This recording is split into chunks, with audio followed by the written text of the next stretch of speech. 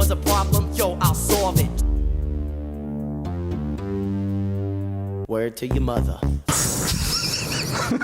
He's already laughing. Sorry, I just I get very giddy doing these. You did. These are very fun. Hi, everybody. It's Two Cool Moms. Welcome back. Thanks for listening. Yeah.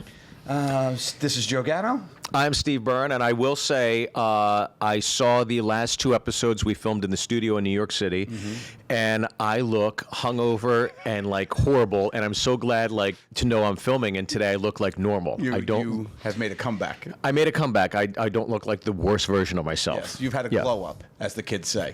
Yeah, I look like glow up. I feel like like when a body goes to a morgue, and then the morgue keeper hears.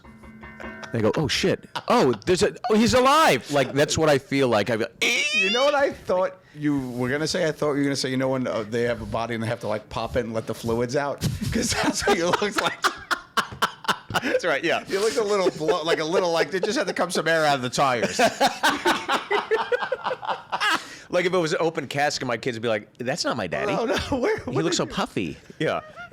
Was he eating a lot of salty foods? You made a comeback, and you know what's funny is this is the first one that we are releasing that we've post-release to the world, because we had a bunch batched. We had a bunch banked, and now this is kind of now we're on the regular schedule where it's within a day or two of it coming out. We're hearing people, we're hearing their comments. So we have some great listeners. Thanks so much for joining in and being part of the conversation. This is a lot of fun, and I just really enjoy doing it. So I'll tell you, I love working with you. Obviously, we love working together on the road with each other, and it's been fun opening for you and getting to meet, so many of your fans, and my fans are usually the dishwashers that work at the comedy club. Like, oh, you're back. It's good to see you.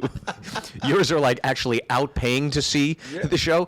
But I got to say, again, in absolute amazement, if this gentleman comes to your town, you got to see his stand-up. I mean, just the hour, it's unbelievable, leaps and bounds. And you came out of the gates, I'd say a B+.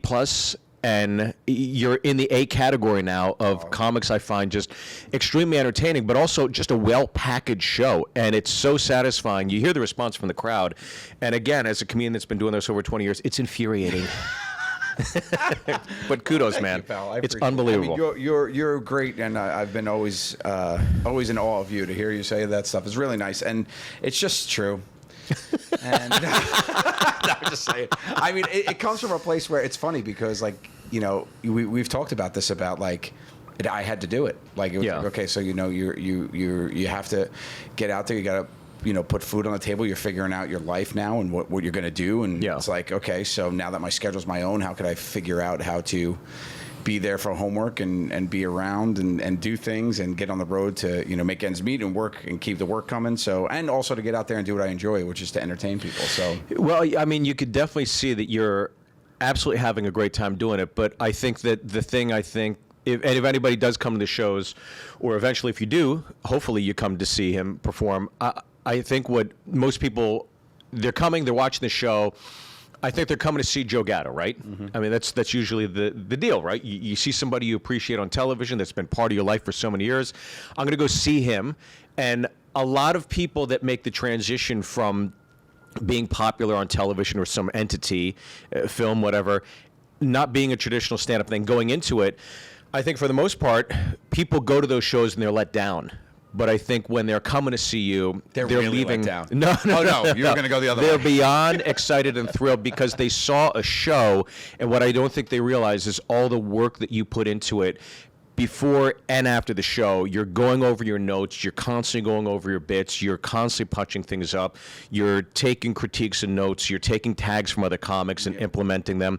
And even in the short time we've worked together on the road from A to Z, from last night to the first time in Appleton, you're just seeing a completely it's just so much, it's it was clay and now it's really getting shifted into something great. It's awesome, man. Yeah. It's great. Thank you, pal. I'm proud to be your friend. To be honest with you. Oh, Stevie, you're the best. You're the best. When you were growing up, this is a conversation that is a little interesting. When you were growing up, did your mom, when you had something to deal with, beat me with a spoon? Yes, she beat me with a spoon. Me too. Yes. You got the wooden spoon? Oh, fuck yeah. God, my mom was a ninja. Oh, yeah. She's unbelievable. It's weird. You weren't even near the kitchen, right? No way. And she just had had one in her purse. Like a Take one to holster. the supermarket. I swear to God, she was old school. Great. And yours was probably stained with like spaghetti sauce, Of course. the red I in there. I didn't tell you this story where I got beat with the spaghetti on. She pulled it out of the sauce. No. So me and my sister Carla, we weren't. You got some hot We ziti? were very close. Yeah, I got some fresh rigatones across the scalp. My sister and Yeah. I was very what's the word, annoying as a younger brother to my middle sister. Yeah. I just really knew how to push her buttons. And one day she was. That doesn't sound like you. No, not at all. She was coming back we were coming back. My mom was the bowling coach, as we had spoke about. Yes. So my mom we had come back from my sister's bowling, and I had to go with them. It's Right. for school, and she came back from the practice. And we had one of those old school doors in the front of the house where the top of it was a screen door and the bottom was like the white, like Got it, yep. aluminum, like the white tin. So it was a split door.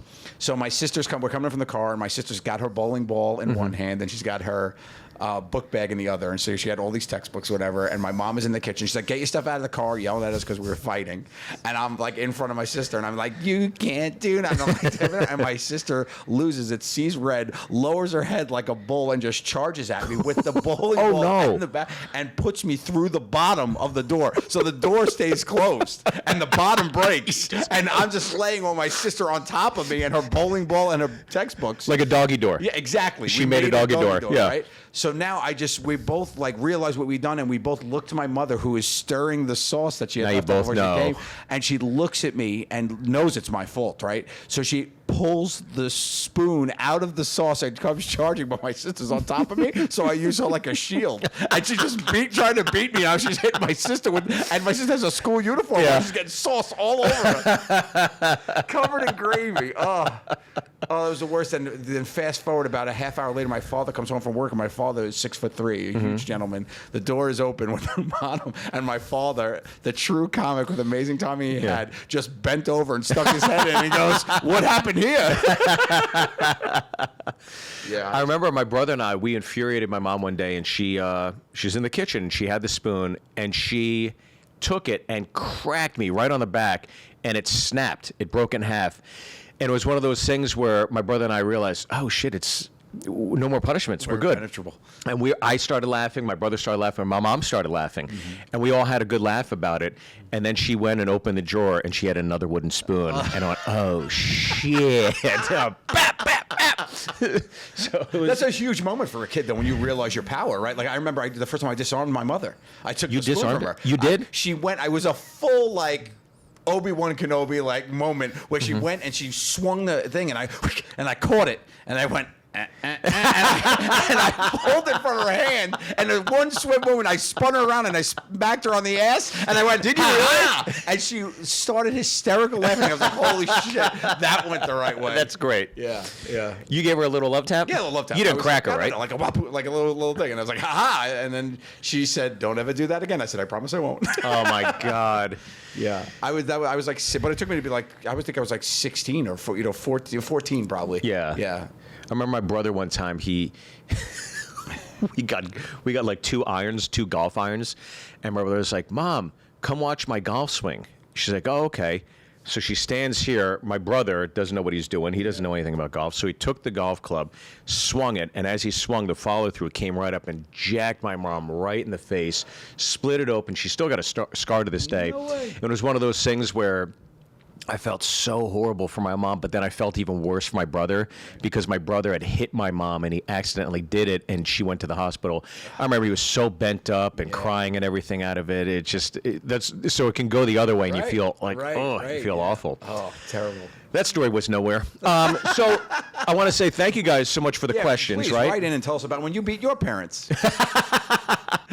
Well, let's get to it, right? Yeah, sure. Shall we? Let's solve some problems. That's why we're here. So Steve and I, we love giving the maternal advice that our two cool moms have passed on to us. So we're here to help. That's right. Okay. I don't know if we're helping, but I see some of the feedback, and I think people are kind of getting it. Kind of getting it. Well, I don't want to start off too heavy. Oh, God, okay. here we Let's go. not start off too We're gonna heavy. jump So, right in? okay. So this is one from Sean. Sean wrote this. I'll give first names so you know, hey, you're part of this. I Right. appreciate the question, Sean. There's a lot of Seans, though, so we don't know which Sean. We don't know what Sean. Yes. We don't know where he's from. Or, yeah, I was going to look up something. But so thoughts on moms. This is a very mommy-centric question for the moms. So we appreciate that, Sean. Yep. Thoughts on moms putting stickers over/hiding their babies' faces on social media picture posts? I think this is a pretty good question because you see, It's a good question. especially like a lot of celebrities, they don't want their kids to be seen, and then other times you see other celebrities and they just it's like fuck it, they don't care. But I think even if you're just like an average Joe person, I've always tried to hide my kids from that part of my life. I try not to post them, but every now and then it's like they end up weaseling their way into it or whatever. Yeah. But I try to keep them hidden as much as possible. If I had to do it again, Yeah. you know, the first time I actually saw that, I didn't even do it myself. Like the first time I even actually thought about it when it came on my radar is when a couple years back we took Milana to Disney World. Right. And at Disney World, people were like, "Hey, do you mind if we take some snaps some you and your family?" Sure. And I was like, and put it up on our Instagram because they have this feed. And I was like, "Yeah, I don't care, whatever." Sure, yeah. And I was like, "Do we get a hat or whatever?" And they were like, "Sure." You're still working them. I am. You're greasing Walt Disney. I'm gonna walk in Walt. That's so give me a hat. awesome. Give me Yeah. a hat, buddy. That's so funny. So they put a picture up on their thing and they put a sticker over Milana's face. And I was like, Oh. That was nice of them. That is very nice. They actually did it on the whole feed because it's like Very what they're doing. I was respectful, like, yeah. That's cool. And I never even thought of that. But I put my kids on all the time because my kids enjoy being that part of. I enjoy Sure. showing off my kids. I'm proud of them. But then there's also there's a lot of mean people out there. So I really think it comes down to your stance on what those people's words do to you. Yeah. Because your kids aren't reading the comments. My No, 6-year-old no. and 4-year-old aren't reading the comments. Sure, like they're like, you know, people are going to say mean things like, "Oh, your kid's ugly" or whatever. But your kids are not getting that hate. So if you're the kind of person that doesn't get affected by those words, Sure. I think it's a different perspective where I don't really care what people say online, and I've kind of put that out there. So Yeah. the pedophiles is a problem. That just popped into my head. Kind of a big deal. Yeah, kind of a big deal. That's why I think like if people watch Euphoria on HBO, it's like can the HBO can like the feds seize your laptop for like having watched Euphoria? Because I think I've never watched it, but I've heard stories about how grotesque that show is. But I agree with you. I think that. I don't know. For me, I was reading this one article and it was talking about the implications of posting your child too much, right? And then your child coming of age, getting a phone, and then going back through your feed and recollecting and going, "Why would you put that up? That's embarrassing, Dad," or whatever. So It's the old yearbook when you used to go to like when you brought home a girlfriend and your mom would bust out the yearbook and be like, "This is him." And Oh, yeah. Oh my Yeah. God, I never even thought of it that way. So I try to I ruined limit my it. children. No, I follow you, and obviously, I think the stuff you've posted is respectful. There's other parents that they just don't give a shit. They'll post anything. Yeah. The one time I posted a picture of my son, I was on a Zoom call, and the way I was sitting at my desk, I could see into my bathroom. My son was taking a shit, but it was blurry, right? So I took the picture, and you see what's in focus is the computer. What's out of focus is a 5-year-old boy sitting on a toilet singing to himself, right? Yeah. So I posted that, and somebody, of course, just tore into me. How dare you? It's like you can't even see him. Fuck off. How could you be more offended than me? I'm the parent. Yeah. And my son is probably going to think this is hilarious because all he does is do fart and shit jokes. of course. All day. Well, you know what? That was a missed opportunity by you, though, to use the poop emoji to cover his face. Classic Joe. As always. telling you. Checkmate Gatto. I guess I would say it really is up to you to comfort. I could see both sides of it, but Yeah. I think the biggest takeaway is don't be such a trash bag that you're commenting bad things about children on the internet. I think that's the line. I think that's the line, though. I mean, you see parents put some like crazy shit up on their kids, and I think like bikini photos or like swimsuit. It's like, nah, don't. I'm not into putting that stuff But up. family photos, like when you're at the beach or you're doing stuff and whatever, and you want to capture a moment and share it with the world. I think that stuff is sweet. Yeah. Sometimes I want to put a sticker on my own face. I see something, yeah. But when you're at a picnic, or like a neo-Nazi picnic, or like Right, an alt-right gathering, it's like, yeah, those are the. put it up. I'm sorry, Why not? what? Sorry. Next question. Let's see what we got here. I do want to start off Family too harsh. Day at the Capitol. Family Day. Every January 6th, we get the kids in that to D.C. All right. Hi, Joe and Steve. This is from Piper. I need advice on dealing with grief. Last year, mid-2021, my grandfather passed away, and I have been fortunate enough to not have to go through this type of loss before. I am 25. The grief still hits me on a daily basis at random types, like when I'm at the grocery store or driving to work. How do you deal with grief like this in the long term? It's a great question. She's 25, and that is really a thing that I am not too equipped to answer, because my grief stuff started early. And as much as it hurts then, I think I'm kind of grateful for it, because I feel like I'm a little bit more, I don't even know. Now, here's the thing I'm going to say. Right. I don't know if I'm better at ignoring it and not letting it affect me and just turning it into humor, and not dealing with it correctly, or that I just I'm able to deal with it, but I think you have to deal with it in your own way. So I had lost my dad. I was just turned 18, I think. I just turned 18, right? Yep. So that's a kid losing his father. And from that point on, I had my grandfather at the same time, and within 5 days. But then I have friends who didn't lose their grandparents until they were in their late 30s. Wow. Which is crazy to me. Yeah, I lost my grandparents when I was like 8 or 9, and then 12. So I had no grandparents. Yeah.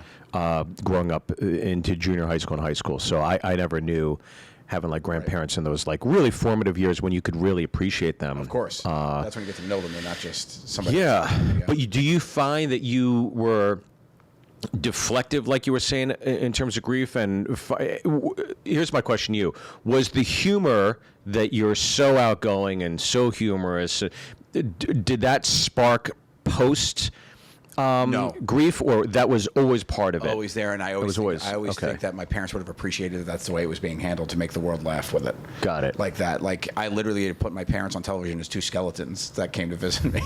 Like, we'll put the photo up here. Like, there's a picture of me and my parent, like that kind of stuff. And then when my sisters saw it, the first text that came in were like, that was hysterical. Like, you're like that kind of thing. Because I do think that you're going to deal with grief the way that you are equipped to deal with it. With anything. You're going to deal with the things the way that your DNA and your makeup, there's no right way or wrong way to deal with anything. Yeah. So to deal with it, I would say, people say time heals all wounds, but I'll say I miss my mother as much as I do today than the first day I lost her. Sure. So I don't necessarily agree with that statement. What I think that time does is let you allow to adjust to your new reality. Right. And it doesn't make you change. It just makes you get used to the way that it is.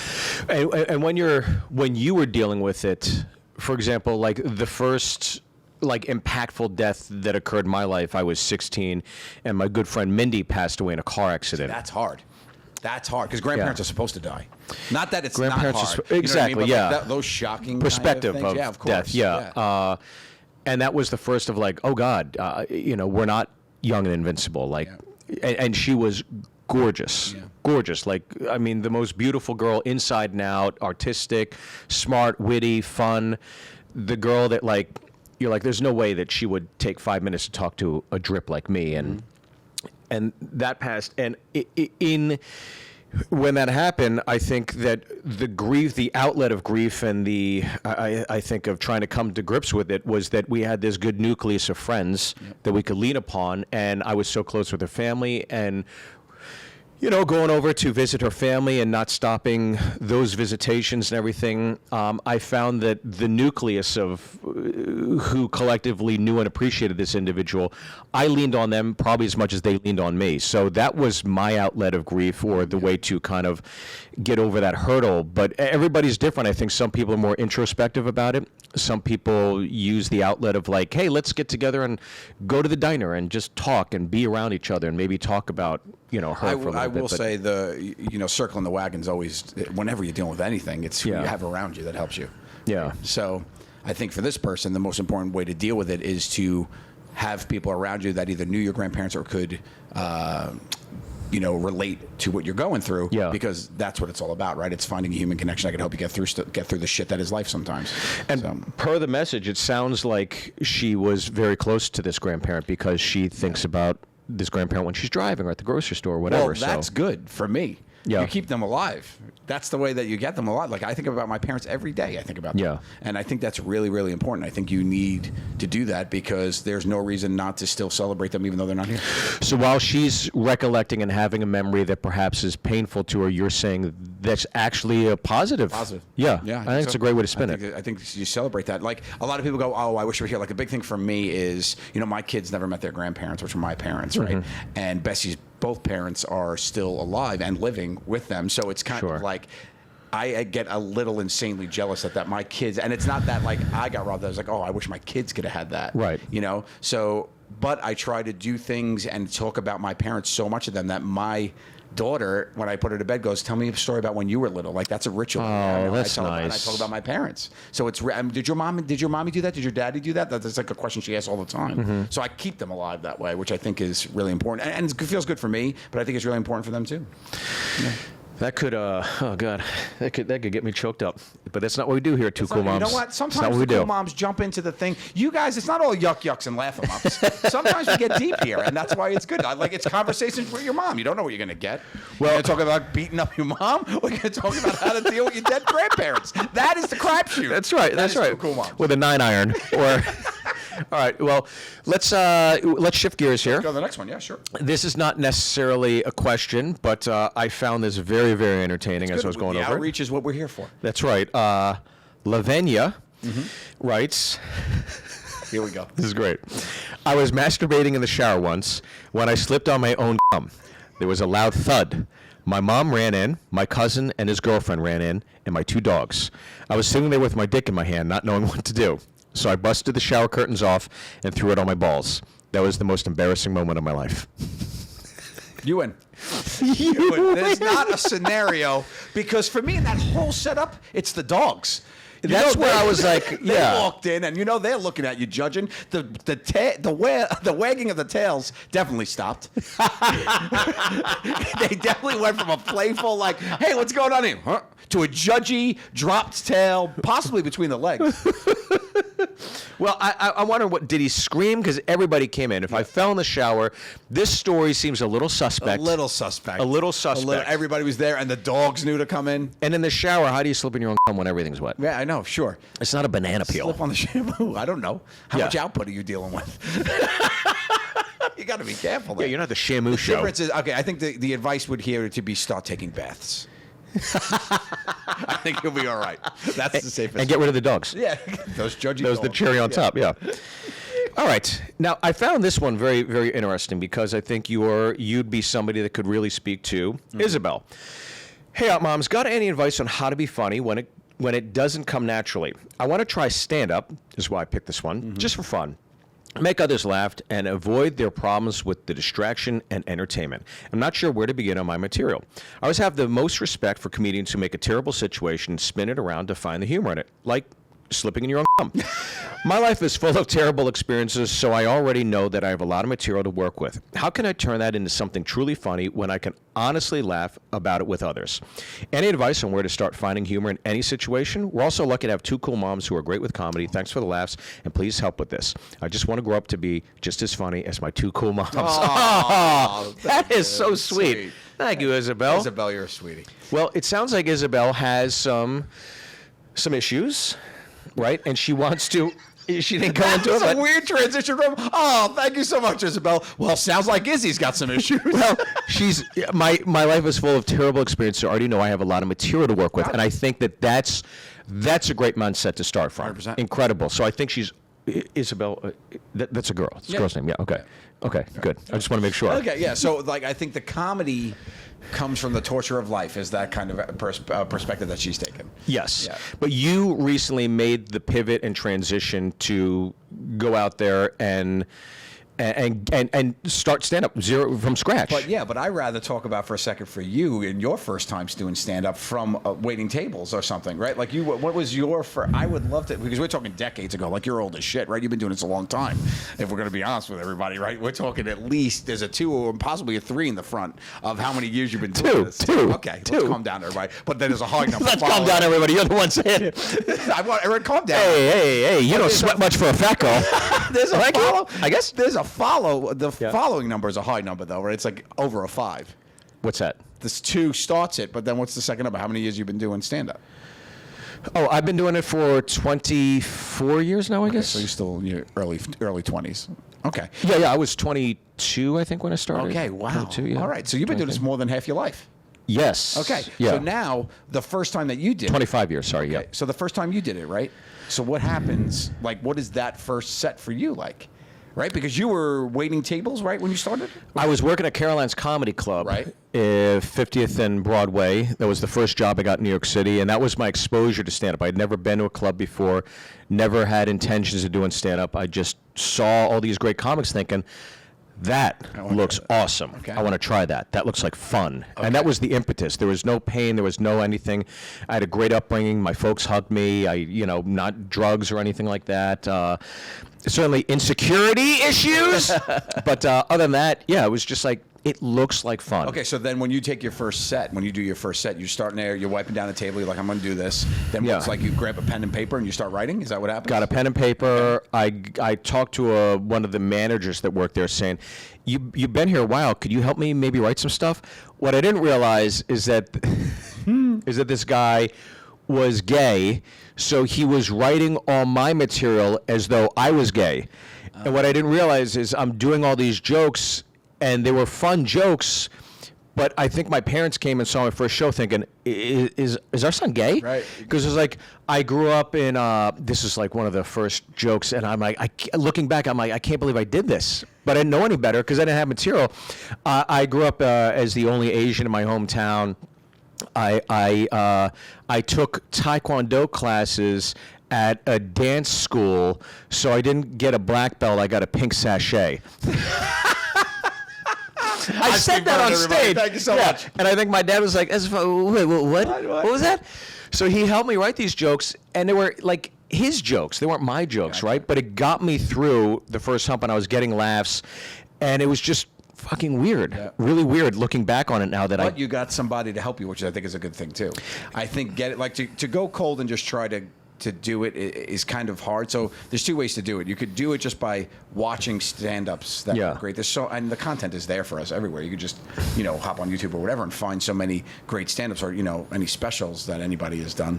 4-hour specials, let's just say, 5th on the way. But I'm saying if you watch stand-ups, you could watch how they operate and how they break it down and whatnot. But I really think it's good to work with somebody, especially the first time you're going to get up there, just to talk it out, say it out loud, and do it. I think that's a good starting point. Like, you have your stories you want to talk about. Like Isabel references stories that she think might be entertaining, or she could talk about the pain in a fun way. Yeah. And I think that's good because the most important thing is honestly to talk about something you know. Yeah, I think the most, especially when you're starting, if you can keep it more authentic and then branch out to things that are a little more difficult. But for her, obviously, she's got some things she's thinking about. Right. I would say take the one that provides the most irony. Take one where there's the setup where you think, oh, my God, this may be morose, but maybe there's a gleam of sunshine at the end of it, a twist, some semblance of irony, and work on that. But again, like Joe said, I would go to some open mics. I'd watch some stand-up comics. I'd ask them, how do I get involved? And then maybe find a friend of that group and start grinding the material with them. But you made the pivot to go from television star to club comic, which, okay, that's fine. It's a choice. But you're going to be a theater act very shortly, which is the trajectory for most comedians. That's great. You've always been around stand-ups. You've always been, you've had comics on your cruise ships, on your tours, opening for you guys in arenas, et cetera, et cetera. What was the pivot for you like? I mean, obviously you addressed it earlier to a degree, but I mean, you went full on with this. So what was that transition like for you? Well, I knew that I needed to... And why? Well, I knew, mostly it was just because I needed to get... entertaining is what I love to do, and I love to be in front of people, and it's the way that I know how to... truth be told, you got to pay the bills, right? Sure, get out there and do something. So it's like, okay, what can I do that is... I'm in control of my schedule, and I could... kind of figure out, it's not by committee and it's me and I could do it and I could address what I need to at home and take the time to before I started doing it. So I think that was it. And I was like, okay, I think I could do stand up. I think I could figure out how to do it. And I had a lot of people in my corner, you being one of them, who was like, of course you could do this. Yeah. And it gave me a little bit of confidence. And you and Jiggy, Mark Jagarjian, one of our good friends, were very instrumental with me being able to do it. You were my trusted people where I did my set, and the first thing I did when I came back to the green room was like, how was that? And I wanted your feedback. Oh, my God. You guys helped with stuff, and it was great to have you there on the journey. But I think for me, it was like, okay, I love making people laugh. How can I do it? This is how I could do it right now. Yeah. And it won't be the thing I do forever, I don't think. It'll always be a piece of me, and I'm really enjoying it, I think, more than I even thought I would. Yeah. There's different gears in being a stand-up. I want to be a stand-up. It's like, okay, well, what are you going to be? What kind of comedian are you going to be, right? And for years, I was just like somebody was selling material. I was energy behind material.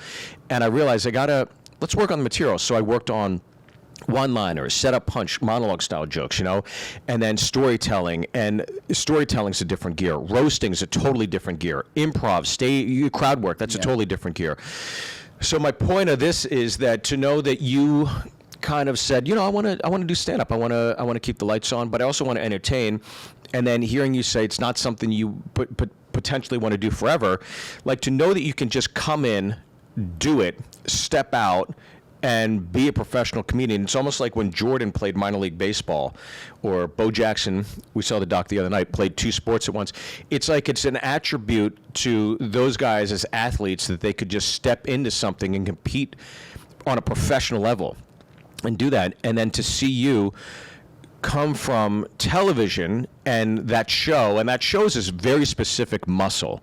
It's not an easy type of comedy to do.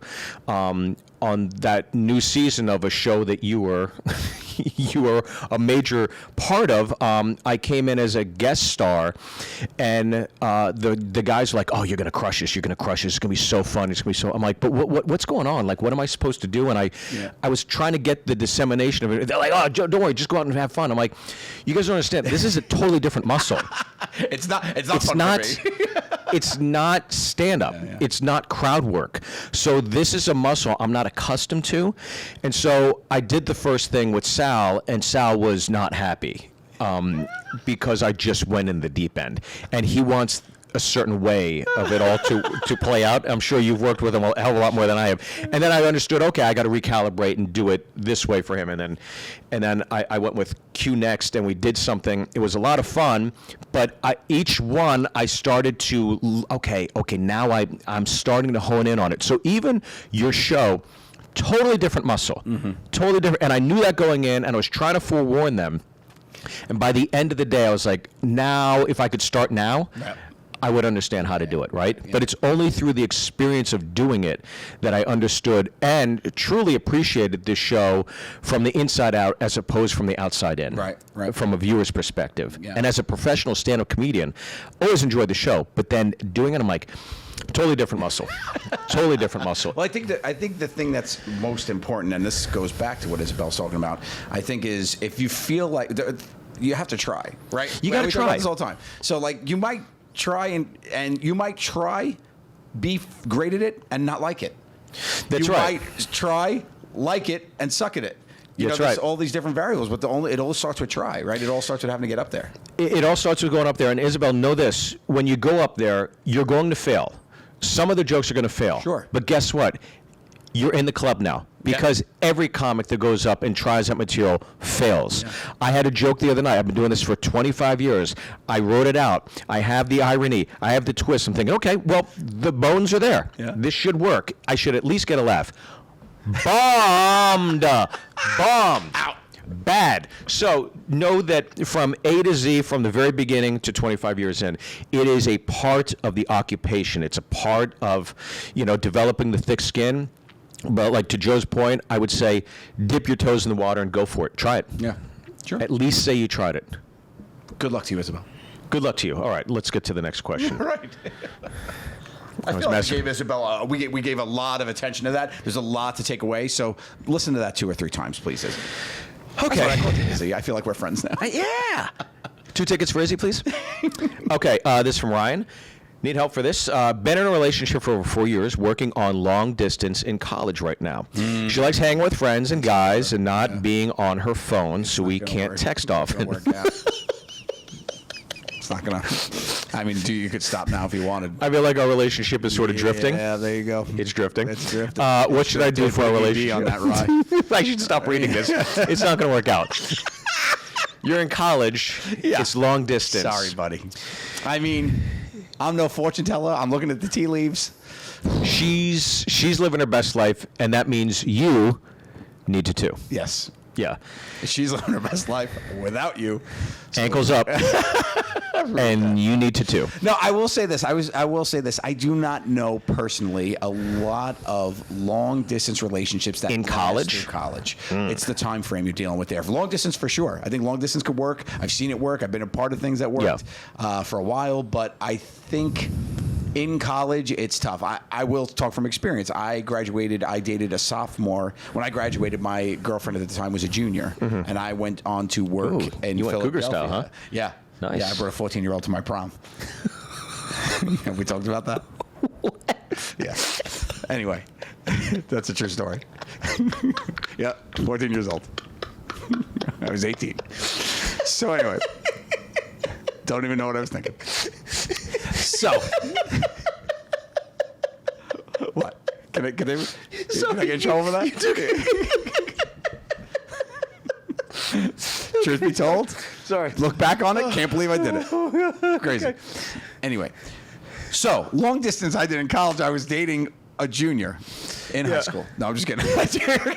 I'm dating she was a couple years younger than me, and I moved to Philadelphia. Got it. And she was living in staying in college, and she was going to parties, and I was going to board meetings, and it just wasn't working out, and I just knew it wasn't. And it was a shame because it was such a great relationship. I had a great time in college with her, love of my life for sure. And then it just all changed because you're just in different places, and especially in college, your experience is so defined by your environment. That's It's right. who's around you. It's who you're with. You know, my sister's husband. Vinny, who she met in college, and they're married to this day. I feel like you hear that a lot about people who've gone to college and who've gone through those formative years together, have a bond that you can't mail it in. You can't do it from a distance. That's my I think college, especially, that's the time to spread your wings and make mistakes. Yeah. Have as much fun as you can. But I agree with Joe. I think that don't feel confined by the restraints of the campus. That's why I told my wife every summer, I want my kids to go to New York City so that they're not confined by the bricks of their high school or junior high school or elementary school. They realize the world is so much bigger than these 800 kids you go to school with. That's great. And so I want them to let them stay by themselves in the city. Yeah, I want them to take the subway for the first time.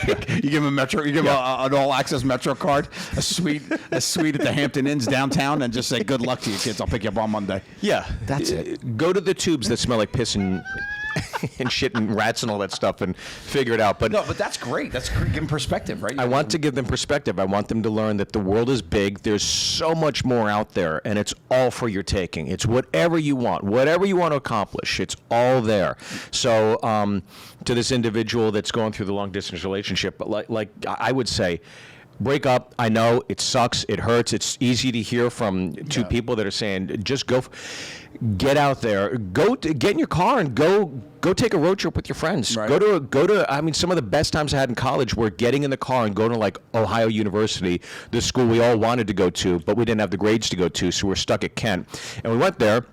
Some of the best times I ever had were just those road trips. I am thinking about, and I don't want it to come across that there's any sort of jadedness towards long distance, because I honestly love long distance relationships. I think there's something romantic about them. But you got to be mature enough to 100% to pull it off. That's the thing. You got to be 100%. And if this might work out for you, Ryan, and I hope that it does. But if you have to write into two people on the internet about it, I hope you're having this conversation to her, and I hope that you guys are equipped to have that conversation, right? That's right, yeah. But look, it's not a good sign if she's not accepting calls and saying, just text me. Yeah. I'm hanging out with my friends. It's like, That you want to feel like a priority. Yeah. And you want it to be symbiotic, and it's not. Exactly right, because 100% to her credit, good for her for putting up that boundary and wanting it to be like, hey, this is what I need right now, and I'm not, she's giving you the signs to be like, look, this has to evolve so we last. Yeah. Or if this isn't good for you, then it's not good for you. So it's not on her. That's not something bad she's doing. She also is like wants to live in the moment of the experience of college and who she's with. That's right. And let me tell And it's Ryan. probably a cute guy. Let me tell you, Ryan. Let me tell you something right now. Ryan, bring it in. Come Bring it close. in. Come here. Listen to me. There isn't a day that goes by that I don't go on Facebook. One day. And then you go down the rabbit hole and you see girls I dated in college. 100%. I had a crush on in college. Yep. I thought was the hottest thing in college. Mm-hmm. And I look back now and I go, whew, dodged a lot of fucking bullets on that one. So trust me on this. You're better off for not having them. I thought you were going another way with that. Nope. I was hyping you up because I thought you were going to give him something else. Nope. I'm telling you, don't get locked in with this shit. Get your diploma, get out there. Then you got a little scratch, you got a little money in your pocket. You're going out to Vegas, you got money. 20s are the best. Ryan's in Vegas all of a sudden. 20s are the best because 20s, you're going out and you don't have money, right? Right. 30s, that's when you're going out and you got a little cashola. Yep. Now you can go out and really Got all experience in the the world. pocket. There you go, Yeah, right? right. And now you're having real Throwing fun. Benjis at strangers. Real You're buying fun. the love that you couldn't get on your own. That's really the takeaway. So until then, there's OnlyFans. Yes. Okay. Wait till your 30s when you can buy the love that you want. That's this cool mom's advice.